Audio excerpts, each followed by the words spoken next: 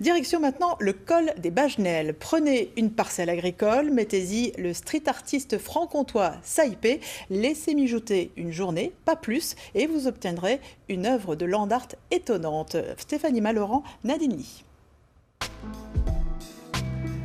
Une bouteille en plastique usagée sur près de 1000 mètres carrés. Impressionnant. C'est du land art, la spécialité de Saipé. Son autre credo, défendre l'environnement.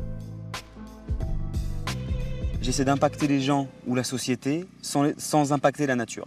Donc j'ai développé tout un processus avec de la peinture naturelle. Et du coup, je fais une sorte de paradoxe parce que je vais laisser une bouteille en PET qui est finalement polluante, mais qui va disparaître avec la repousse de l'herbe, etc. Donc il y a un côté un peu paradoxal là-dedans. Pas tant que ça, le message est clair et l'artiste engagé n'en est pas à son coup d'essai.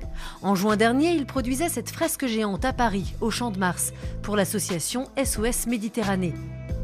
Saipé a reçu cette année le prix Forbes qui récompense les moins de 30 ans les plus influents dans le domaine de l'art et la culture. D'ailleurs, pourquoi le land art comme mode d'expression ? Je faisais du graffiti et du tag et je me disais il y a tellement de pollution visuelle dans nos villes qu'il n'y a plus personne qui les regarde. Et du coup, je me suis lancé à peindre sur l'herbe. Et puis pendant une année, j'ai cherché une recette. J'ai fait un peu apprenti chimiste. Je faisais des petits carrés dans le jardin de mes parents. Et je laissais la peinture évoluer. Je voyais laquelle fonctionnait bien ou pas. Une peinture 100% biodégradable. De la craie pour le blanc, du charbon pour le noir.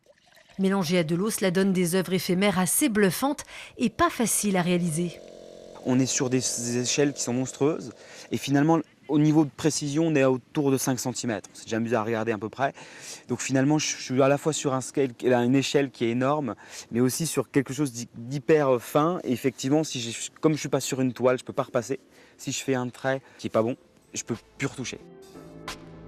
Au final, l'image est belle, surtout vue du ciel. La photo viendra orner un document d'une boîte de communication suisse.